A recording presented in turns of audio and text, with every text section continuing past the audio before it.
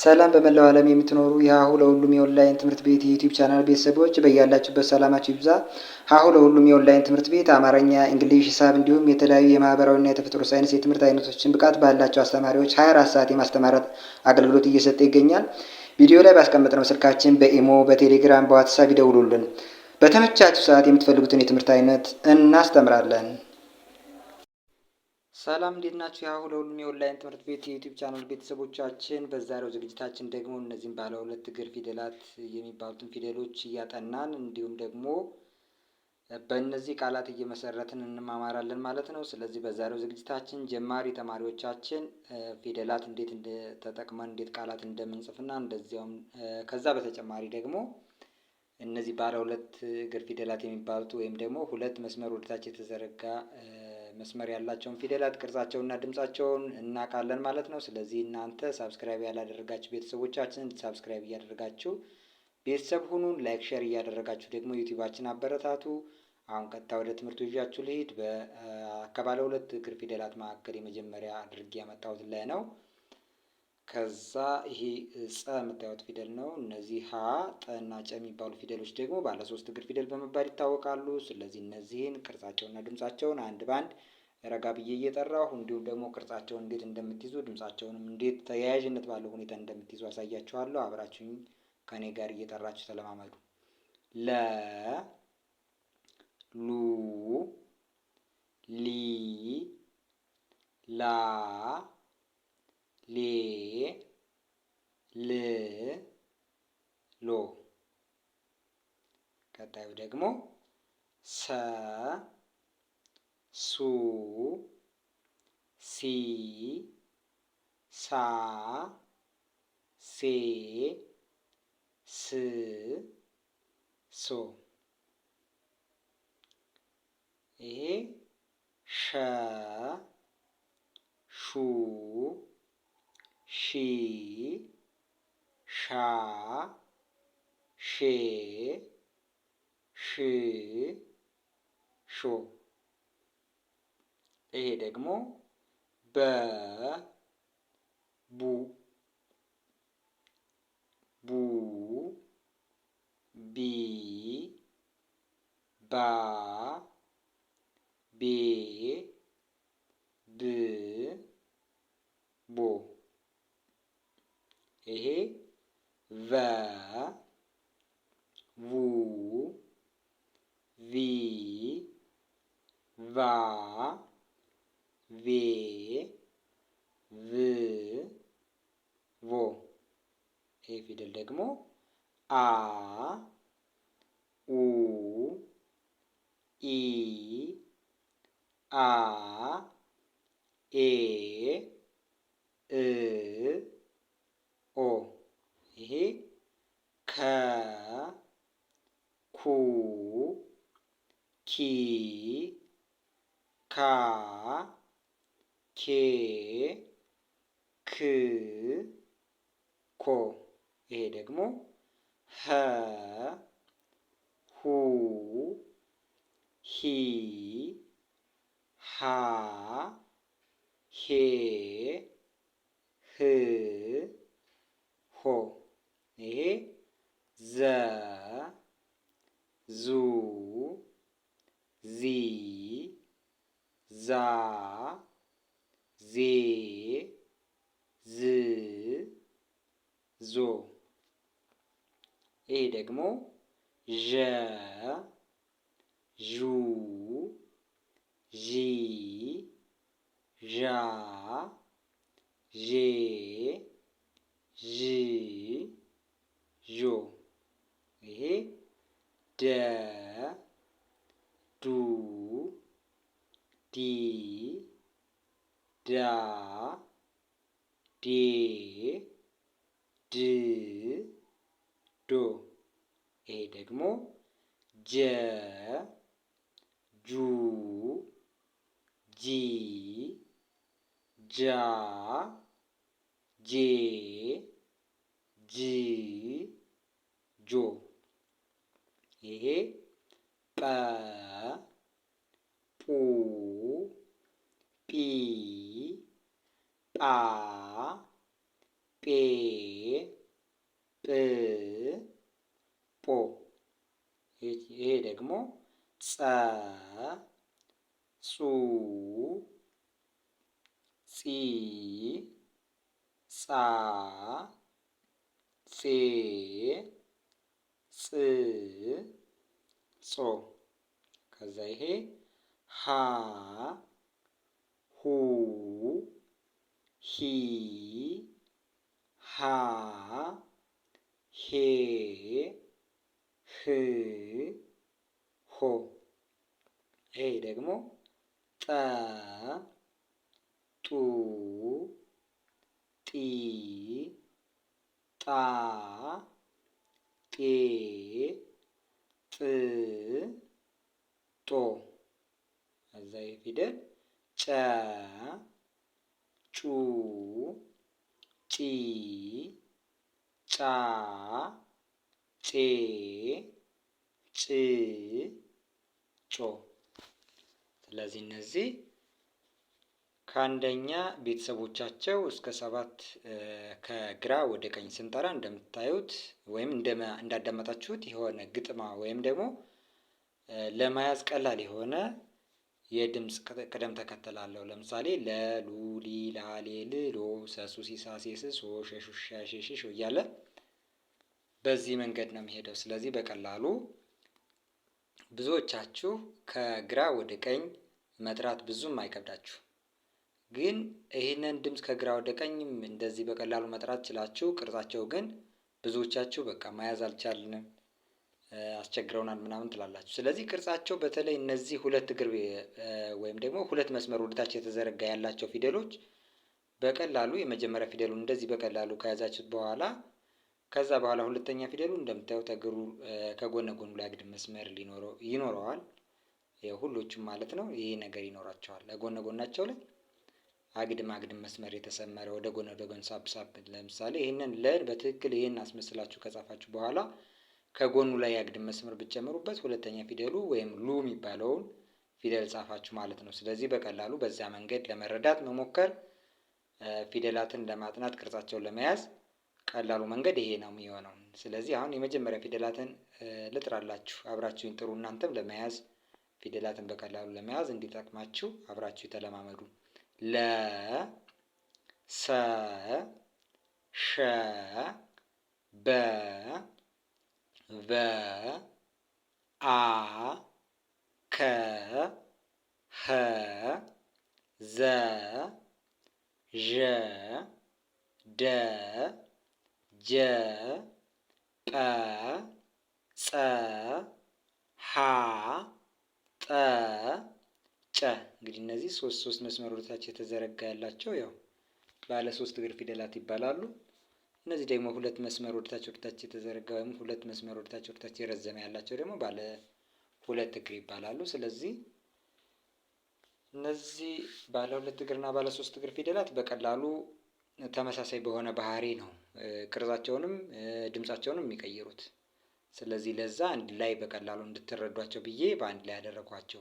ለምሳሌ ሁለተኛ ፊደሎች ሁሎቹንም ስታዩቸው ከጎነ ጎናቸው ላይ ይሄ የምታዩት አግድም መስመር ይኖረዋል። ሁለተኛ ፊደላቸው ማለት ነው፣ እዩት። ስለዚህ በቀላሉ ሁለተኛ የፊደላት ቤተሰብ ባይዘዌ ባለ 1 እግርም ባለ 2 እግርም እግር አልቦም ቢሆን ከጎኑ ላይ አግድም መስመር ይኖረዋል። አሁን እነዚህ ሊለዩ የሚችሉበት ይሄ ከጎናቸው ያለው አግድም መስመር ሁለተኛ ቤተሰብ መሆናቸውን ልትለዩበት ትችላላችሁ ማለት ነው። ድምጻቸው ጋር ስንመጣ ደግሞ እንደዚሁ ተመሳሳይነት ባለው አናባቢ ነው የሚጠቀሙት። ለምሳሌ ኡኡ የሚል ሁሎቹንም ስትሰሟቸው ኡኡ የሚል ነገር አለው። ሉ ሱ ሹ እንደምትሰሙት ኡኡ ሉ ሱ ሹ ይሄ ነገር አለው። እስከ መጨረሻ አብረን እየጠራን እንየው። ሉ ሱ ሹ ቡ ቡ ኡ ኩ ሁ ዙ ዡ ዱ ጁ ጡ ጹ ሁ ጡ ጩ። ስለዚህ በቀላሉ በዚህ መንገድ መያዝ ትችላላችሁ። ድምጻቸውንም ቢሆን ቅርጻቸውን ይኸው ከጎናቸው ላይ ባለው አግድም መስመር፣ ድምጻቸው ደግሞ እነዚህ ሁለተኛ ፊደሎች ኡኡ የሚል ድምጽ የሚጋሩት አናባቢ እንዳለ አሳየዋችሁ። እንደዚህም አብራችሁ እየጠራችሁ ከሆነ እየጠራችሁም ተለማምዳችኋል ማለት ነው። ሶስተኛ ቤተሰቦቻቸው ጋር ስንመጣ እነዚህ ባለ ሁለት እግር ወይም ባለ ሶስት እግር ፊደላት በውጭ በኩል በቀኝ በኩል ያለው እግራቸው ወደ ቀኝ ይንሻፈፋል ወይም ይጣመማል በሉት። ብቻ በምታዩት መንገድ ወደ አንድ በኩል እንደዚህ ተጨማሪ ቅጽል ነገር እንዲኖረው ሆኗል። ሶስተኛ ፊደሉ ማለት ነው።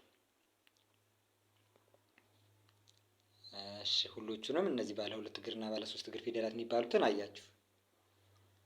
ስለዚህ ድምጣቸው ጋር ደግሞ እንደዚሁ አብረን እየጠራን ኢ የሚል አናባቢ ሁሎቹም ጋር ጎልቶ ያልወጣ ግን አናባቢ ሆኖ ለጋራ የሚጠቀሙት አይነት ድምፅ አላቸው። ኢ የሚል ድምፅ፣ ሊ፣ ሲ፣ ሺ፣ ቢ፣ ቪ፣ ኢ፣ ኪ፣ ሂ፣ ዚ፣ ዢ፣ ዲ፣ ጂ፣ ጲ፣ ጺ፣ ሂ፣ ጲ፣ ጪ። እንግዲህ በዚህ መንገድ ነው በቀላሉ ልትረዱት የምትችሉ ማለት ነው። አራተኛ ፊደሎቻቸው ጋር ስንመጣ ደግሞ በዚህ በኩል ያለው በአንድ በኩል ያለ እግራቸው በምታዩት ወይም ደግሞ እንግዲህ በግራ በኩል ያለ እግራቸው ወይም የኋላ እግራቸው ብትሉት ይሄኛውን ፊት ብትሉት በቀኝ በኩል ያለውን የኋላ እግራቸው ብላችሁ ብትይዙት ብቻ በዚህ በኩል ያለው በአንድ በሳይድ በኩል ያለው እግራቸው ያጥራል። ምናልባት የኋላ እግራቸው ስላችሁ ላትረዱት ከቻላችሁ ምናልባት በግራ በኩል ያለ እግራቸው ወይም ደግሞ በምታዩት ሳይድ በኩል ያለ እግራቸው ሁሎቹም በአንድ በኩል ያለ እግራቸው በዚህ በኩል ያለው እግራቸው ያጥራል። ያምላችሁ በዚህኛው በኩል ያለው ቢያጥር ሌላ ፊደል ነው የሚሆነው። ሊሆን ስለሚችል ሳይሆን በቃ ሌላ ነው የሚሆነው 100%። በዚህኛው በኩል ያለው እግሩ ካልሆነ ያጠረው በዚህኛው ከሆነ ያጠረው ሌላ ፊደል ነው ሊሆን የሚችለው ማለት ነው። ስለዚህ አራተኛ ቤተሰቦቻቸው ጋር በዚህ በኩል ወይም ደግሞ የኋላ እግራቸው ወይም በግራ በኩል ያለ እግራቸው ያጥራል። ሁሎቹም ናቸው እንደዛ የሚሆኑት። ይሄው በግራ በኩል ያለው እግራቸው ሁሎቹም ያጥራል ማለት ነው። ስለዚህ እግራቸው እንደዚህ እንደሚያጥር ቅርጻቸውን ካያቸው ድምጻቸው ደግሞ ሁሎቹም አ የሚል የድምጽ ቅላጼ ይኖራቸዋል። አብረን እየጠራን አብራችሁ ተለማመዱ። ላ፣ ሳ፣ ሻ፣ ባ፣ ቫ፣ አ፣ ካ፣ ሀ፣ ዛ፣ ዣ፣ ዳ፣ ጃ፣ ጳ፣ ጻ፣ ሀ፣ ጣ፣ ጫ። ስለዚህ በቀላሉ በዚህ መንገድ እየጠራችሁ ቅርጻቸውንም በዚሁ በቀላሉ መያዝ ትችላላችሁ ማለት ነው። አምስተኛ ቤተሰቦቻቸው ጋር ስንመጣ የፊት እግራቸው ወይም ደግሞ በቀኝ በኩል ያለ እግራቸው ላይ በውጭ በኩል የተቆለፈ ነገር ወይም ቀለበት 00 በሉት የምታዩት ነገር አለው። ስለዚህ ሁሎቹም ጋር ስትመጡ እነዚህ ባለ ሁለት እግር ፊደላት በዚህ መንገድ ቅርጻቸውን ይቀይራሉ። ባለ አንድ እግርም ቢሆን ካለው ከአንድ እግራቸው ላይ ነው እንደዚህ ቀለበት የሚያደርጉት። እግር አልባዎቹም እግር ተጨምሮላቸው ቀለበት ይጨምራሉ። ግን እነዚህ የሚለያቸው ያው ካለው ከቅርጻቸው ላይ ይሄንን ነገር በውጭ እግራቸው በኩል መጨመራቸው ነው። እነዛም ባለ አንድ እግር ከሆኑ ከአንድ እግራቸው ላይ ይጨምራሉ። ለምሳሌ ነቸ ስታዩዋቸው እንደዛ ነው የሚሆኑት። ግን እነዚህ የራሳቸው ልዩ እና በቀላሉ የምትይዟቸው ስለሆኑ ሰብሰብ አድርጌ እነዚህን ቢያንስ እንድትይዙ ነው። ይሄው ሁሎቹም በውጭ በኩል ካለው ከቀኝ እግራቸው ላይ ቀለበት ይጨምራሉ። ጨ ደግሞ ስታዩት ያው ሶስቱም እግሮቿ ላይ ቀለበት ስላሉ ሌላ የምትጨምርበት ቦታ ስለሌላት በውጭ በኩል ከጎኗ ላይ ተጨማሪ ቀለበት ጨመረች። በቀላሉ በዛ መንገድ ልዩነቷን መያዝ ትችላላችሁ። ከዚያ ውጭ ሁሎቹም በምታዩት መንገድ በቀኝ በኩል በውጭ በኩል ቀለበት አላቸው። አምስተኛ ቤተሰቦቻቸው ማለት ነው። ድምጻቸው ጋር ስንመጣ ደግሞ ኤ የሚል አናባቢ ይጋራሉ። ሌ፣ ሴ፣ ሼ፣ ቤ፣ ቬ፣ ኤ፣ ኬ፣ ሄ፣ ዜ፣ ዤ፣ ዴ፣ ጄ፣ ጴ፣ ጼ፣ ሄ፣ ጤ፣ ጬ። እንግዲህ በቀላሉ እንደምታዩት ኤ የሚል ነገር ሁሎቹም ጋር አለ። ቀለበቱ እንደተጠበቀ ወይም ደግሞ እነዚህ እግራቸው ላይ ያለው የተቆለፈ ነገር እንዳትረሱ ያዙ። እሱ ነገር ነው የቅርጻቸው ልዩነት። ድምጻቸውን እንደዚህ ያዛችሁ ማለት ነው። ስድስተኛ ፊደሎቻቸው ጋር ስንመጣ እነዚህ ስድስተኛ ፊደሎች በቅርጽ ሁሎች ተመሳሳይ ወይም ደግሞ ተያያዥነት ያለው ነገር አይደሉም። ለምሳሌ ብና ብ በዚህ በኩል ባለው ጎናቸው ላይ አግድም አግድም መስመር ጨመሩ። ሽ እና ስ ስታዩቸው ደግሞ እዩዋቸው ከአናታቸው ዘንበል ዘንበል ላሉ። ክ ህ ስታዩቸው ከአናቷ ላይ ጨመር ያለ ዝግዛግ፣ ክ እና ህ ጎነ ጎናቸው ላይ የሆነ ሰበር ሰበር ያለ ነገር፣ ዝ ይህ ቅርጽ አላት። ስለዚህ ሌሎችም ስታዩቸው እነዚህ ስድስተኛ ቤተሰቦቻቸው ጋር በተመሳሳይ ሁኔታ አይደለም ቅርጻቸውን እየቀየሩ ያሉት በራሳቸው ነው ማለት ነው። ስለዚህ ል ስታዩት በውስጥ በኩል በግራ በኩል ካለው እግሯ ላይ በውስጥ በኩል ነው ይህን ቀለበት የጨመረችው። ስለዚህ ከሌሎች ትለያለች እና ቅርጻቸው ግንኙነት ባለው ሁኔታ ወይም ደግሞ ተያያዥነት ባለው ሁኔታ አይደለም እየቀየሩ ያሉት። ድምጻቸው ደግሞ የሚል የሚጋሩት የጋራ ወይም ደግሞ ተያያዥነት ያለው ድምጽ አላቸው። እሱን እየጠራን አብራችሁ እየጠራችሁ ተለማመዱ። ል፣ ስ፣ ሽ፣ ብ፣ ቭ፣ እ፣ ክ፣ ህ፣ ዝ፣ ዥ፣ ድ፣ ጅ፣ ጵ፣ ጽ፣ ህ፣ ጥ፣ ጭ። ስለዚህ በዚህ መንገድ አብራችሁ እየጠራችሁ ከሆነ በቀላሉ ተረድታችሁታል ማለት ነው። ሰባተኛ ቤተሰቦቻቸው ጋር ስንመጡ ሰባተኛ ቤተሰቦች ደግሞ የፊት እግራቸው ወይም ደግሞ በቀኝ ያለ እግራቸው ያጥራል።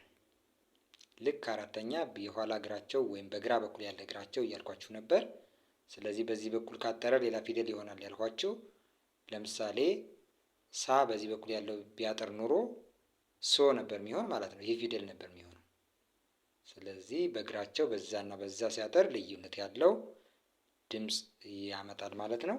ሳ የነበረው ሶ የነበረው ሳ ሊሆን ይችላል። እንደዚሁ ሌሎቹም በዛ መንገድ ይቀያየራሉ ማለት ነው። ስለዚህ እግራቸው በየት በኩል እንዳጠረ ታዩታላችሁ ማለት ነው። በቀኝ በኩል ወይም በፊት በኩል ያለው እግሩ ካጠረ የፊደሉ ሰባተኛ ቤተሰቡ ይሆናል ማለት ነው። በግራ በኩል ወይም ደግሞ በኋላ በኩል ያለው እግሩ ካጠረ ደግሞ የዛ ፊደል አራተኛ ቤተሰቡ ይሆናል ማለት ነው። ስለዚህ በዛ መንገድ ሁሎቹም ስታዩቸው ሰባተኛ ቤተሰቦቻቸው በዚህ በኩል ያለ እግራቸው ያጥራል። እሱን ከያዛችሁ ምናልባት የለ ቤተሰቦች የሆነችዋ ሎ ሰባተኛ ቤተሰቧ ባለ ሁለት እግር ብትሆንም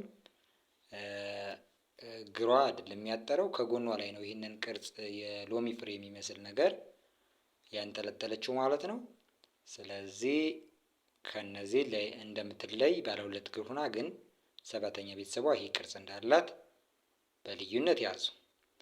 ከዛ ውጭ ድምጻቸው ጋር ስንሄድ ደግሞ ሁሎችም ኦ የሚል የጋራ የሆነ ድምጽ አላቸው። እሱን እየጠራን አብራችሁ እየጠራችሁ ከኔ ጋር እንለማመዳለን ማለት ነው። ሎ፣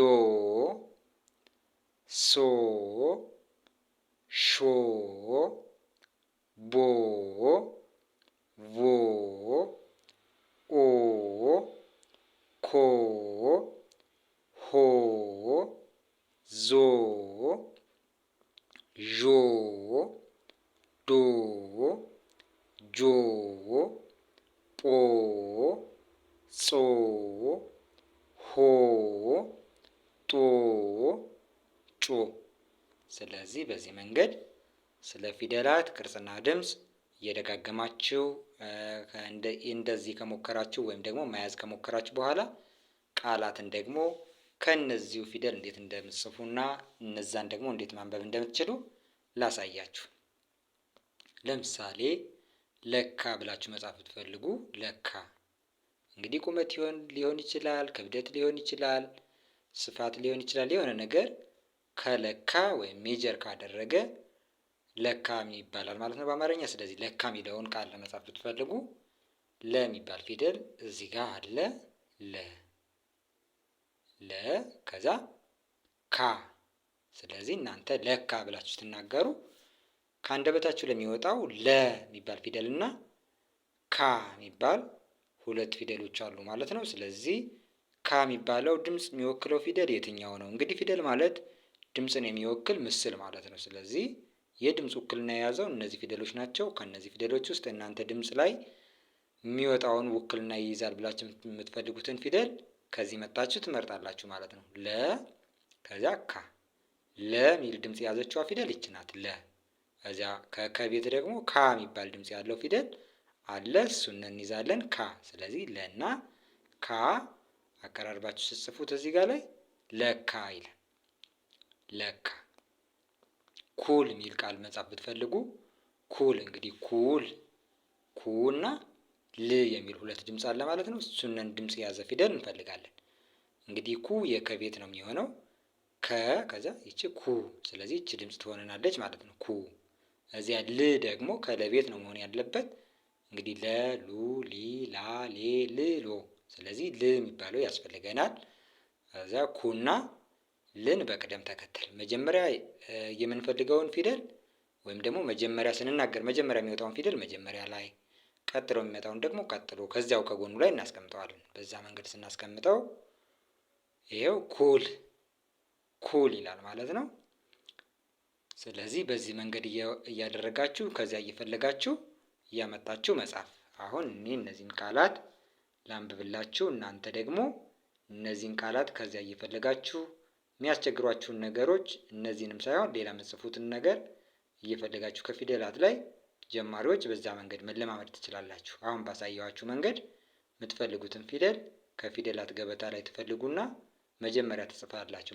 መጻፍ የምትፈልጉት መጀመሪያ ቃሉን ማወቅ አለባችሁ። ለምሳሌ እኔ ለካ ብዬ ለመጻፍ አልኳችሁ። ለካ ለማለት ለና ካ የሚባል ፊደል ያስፈልገኛል። እሱንን በትክክል ፊደላትን አጥንቼ ወይም ደግሞ አንብቤ በስርዓት ከአእምሮዬ ውስጥ ካላስቀመጥኩት የፊደላት ገበታ ላይ ይሄድና እያነበብኩ እያጠናሁ ስለሆነ እዛ ላይ እየፈለግኩኝ እየጻፍኩ ለማመድበታለሁ። ግን በዋናነት ፊደላትን ቅርጻቸውንም ድምጻቸውንም ለመያዝ መሞከሩ ካለምንም ችግር ቋሚ በሆነ መንገድ አማርኛን ለማንበብና ለመጻፍ ያግዛል።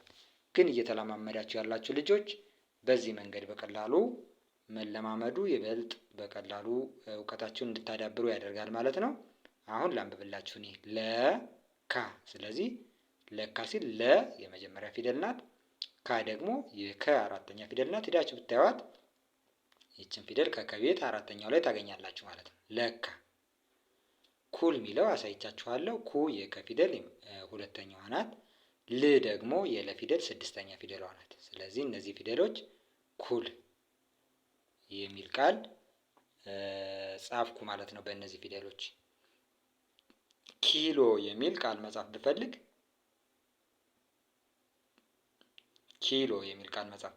ኪ እና ሎ የሚባል ፊደል ያስፈልገኛል። ስለዚህ ኪ የሚባለው ፊደል ከከቤት ሶስተኛው ላይ ታገኙታላችሁ። ሎ የሚባለው ደግሞ የለቤት ሰባተኛ ቤተሰቡ ወይም መጨረሻ ላይ ያለው እንደዚህ ፍሬ አንጠልጥለዋል ወይም ደግሞ የሎሚ ፍሬ የሚመስል ነገር አንጠልጥለዋል ወይም በጎኑ ይህን ነገር ጨምረዋል ከሌሎች ሁለት እግር ፊደሎች ይለያል ምናምን እያልኳችሁ ነበረ ስለ ፊደላት ሳሳያችሁ። ስለዚህ ይሄ ነው ቅርጹ። ከዛ እነዚህን ሁለት ፊደሎች ኪሎ የሚል ቃል ጻፍኩባቸው ማለት ነው። ሌላ አሁን ሌላ የለ ቤተሰቦች ናቸው። ሌም ላም። ሌ አምስተኛ ፊደሉ የለ ቤተሰብ አምስተኛ ፊደሉ፣ ላ ደግሞ አራተኛ። ስለዚህ አምስተኛ እና አራተኛ። ምክንያቱም አሁን አራተኛ እና አምስተኛ ላሌ ነው የሚሆነው። ስለዚህ መጻፍ የፈለጉት ሌላ ስለሆነ ቅደም ተከተሉን መጠበቅ አለበት። ሌን መጀመሪያ ጽፋለሁ፣ ቀጥሎ ላን። ምክንያቱም ከአንደበቴ በሚወጣው ቅደም ተከተል ስለሆነ የሚጻፈው። ሌላ የሚል ቃል በዚህ መንገድ ትጽፋላችሁ ማለት ነው። ልብ የሚል ቃል ለመጻፍ ብትፈልጉ ልብ፣ ል ስድስተኛ ፊደል ነው ከለቤተሰብ ል ትጽፋላችሁ።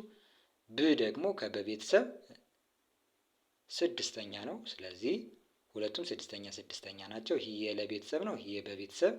ከዛ እነዚህም በዚህ መንገድ ስትጽፏቸው ልብ የሚል ቃል ትጽፋላችሁ ማለት ነው። ሌባ፣ ሌባ፣ ሌ አምስተኛ ፊደል ነው የለቤተሰብ፣ ባ ደግሞ የበቤተሰብ አራተኛ ፊደል። ስለዚህ እነዚህን ጽፋችሁ ሌባ የሚል ቃል ጻፋችሁ ማለት ነው። እነዚህን ሁለት ፊደሎች ተጠቅማችሁ። ልጅ፣ ልጅ፣ ል ስድስተኛ ፊደል የለቤተሰብ፣ ጅ ስድስተኛ ፊደል የጀ ቤተሰብ። እንግዲህ ከጀ ቤተሰብ ላይ ስድስተኛው ላይ ብትሄዱ ይህን የመሰለ ቅርጽ ያለው ፊደል አለ ማለት ነው። ወይም ደግሞ ይህ ፊደል የጀ ቤተሰብ ስድስተኛ ፊደሉ ነው ማለት ነው። ስለዚህ ይሄ ደግሞ ስድስተኛ የለ ቤተሰብ። ስለዚህ እነዚህን ተጠቅማችሁ በዚህ መንገድ ስትጽፏቸው ልጅ የሚል ቃል ጻፋችሁ ማለት ነው በቀላሉ። እጅ ብላችሁ መጻፍ ብትፈልጉ እጅ። ከአ ቤት እ የሚባል ፊደል ያስፈልጋችኋል። ከጀ ቤት ደግሞ ጅ የሚባል ፊደል ያስፈልጋችኋል። ስለዚህ እ የሚባለው ፊደል የአ ቤት ስድስተኛ ፊደሉ፣ ጅ የጀ ቤት ስድስተኛ ፊደል ነው። ስለዚህ እነዚህ ፊደሎች በቅደም ተከተል እንደዚህ ስታስቀምጧቸው እጅ ይላል። እዚህ ጋር ደግሞ ሰጠ፣ ሰጠ ብላችሁ መጻፍ ብትፈልጉ ሰ እንግዲህ የሰ ቤት የመጀመሪያ ፊደሉ፣ ጠ ደግሞ የጠ ፊደል የመጀመሪያው ፊደል ይሄ ነው። ስለዚህን ሰጠ ብላችሁ ትጽፋላችሁ። ሰባ ብላችሁ መጻፍ ብትፈልጉ ሰ ከዚያች ደግሞ ባ፣ እንግዲህ ሁለቱም በአንድ ላይ ሰባ። ከዚህ ጋር ደግሞ በሶ፣ እንግዲህ በ የበቤት የመጀመሪያ ፊደል፣ ሶ ደግሞ የሰቤት መጨረሻው ወይም ሰባተኛው ፊደል ነው። በሶ ይላል ማለት ነው። ደሴ ብላችሁ መጻፍ ብትፈልጉ፣ ደሴ ብላችሁ መጻፍ ብትፈልጉ ደ የደቤት የመጀመሪያው ፊደል፣ ሴ ደግሞ ከሰ ቤተሰቦች ውስጥ አምስተኛው ቤተሰቡ ሴ ይህን የመሰለ ቅርጽ አለው። ስለዚህ እነዚህ ፊደሎች እንደዚህ አጣምራችሁ በስርዓት እንደዚህ በቅደም ተከተል ጽፉት፣ ይሄ ይሆናል ደሴ ይላል። ደሴ የሚል ቃል ጻፍን ማለት ነው። ከሳ፣ ከሳ የሚል ቃል መጻፍ ብትፈልጉ ከ የከቤተሰብ የመጀመሪያ ፊደል፣ ሳ ደግሞ የሰ ቤተሰብ አራተኛ ፊደል። ስለዚህ እነዚህ ተጠቅማችሁ ከሳ የሚል ቃል ጻፋችሁ ማለት ነው። አሁን መጻፍ ችለናል። ይሄው ከሳ። ሳሳ፣ ሳሳ እንግዲህ ሁለቶቹን ሳሳ መጻፍ የሰ ቤተሰቦች ሁለቱም የሰ ቤተሰቦች ናቸው። ሳሳ ተመሳሳይ ፊደሎች ሳ ሳ፣ አንደኛውን ላላ አንደኛውን ጠበቅ አድርጋችሁ ስታነቡት ሳሳ። ስለዚህ አራተኛ ፊደል ነው ሳ የሚባለው። ይሄ ተደጋግሞ ነው የተጻፈው። በቀላሉ ሳሳ የሚለውን ጻፋችሁ ማለት ነው። ሱስ፣ ሱስ፣ ሱስ ብላችሁ መጻፍ ብትፈልጉ ሱ የሰ ቤተሰብ ሁለተኛ ፊደሉ ነው። ስ ደግሞ የሰ ቤተሰብ ስድስተኛ ፊደል። ስለዚህ በቀላሉ ሱስ የሚል ቃል ጻፋችሁ ማለት ነው። ስለዚህ በዚህ መንገድ እየጻፍን መለማመድ ነው በቀላሉ። ሳለ፣ ሳለ፣ ሳና ለሳ ስንተኛ ቤተሰቡ ናት ነው ያልኳቸው? አራተኛ የሰ ቤተሰብ አራተኛ ፊደል ሳ። እንግዲህ አራተኛ ባለ ሁለት እግር ፊደሎች አራተኛ ቤተሰባቸው ጋር በግራ በኩል ያለ እግራቸው ያጥራል እያልኳቸው ነበር። ያው ይቺ ማጥራለች። ስለዚህ በዚያውም ስለ ቅርጻቸው ለማስታወስ ይጠቅማቸዋል ማለት ነው። ሳለ። ሹካ የሸ ቤተሰብ ሁለተኛ ፊደሏ ማለት ነው። ጎኗ ላይ ቅጽል አላት። እንግዲህ ሁለተኛ ቤተሰቦች ጎናቸው ላይ ሁሉም ፊደሎች ቅጽል እንዳላቸው ነግሬያችሁ ነበር። ይችም አላት።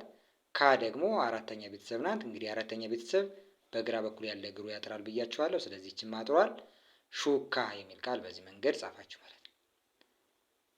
ባሻ፣ ባሻ፣ ባና ሻ እንግዲህ ሁሎቹም በዚህ በኩል ያለው እግራቸውን ያጠረ። ስለዚህ እነዚህ አራተኛ ፊደሎች ናቸው ማለት ነው።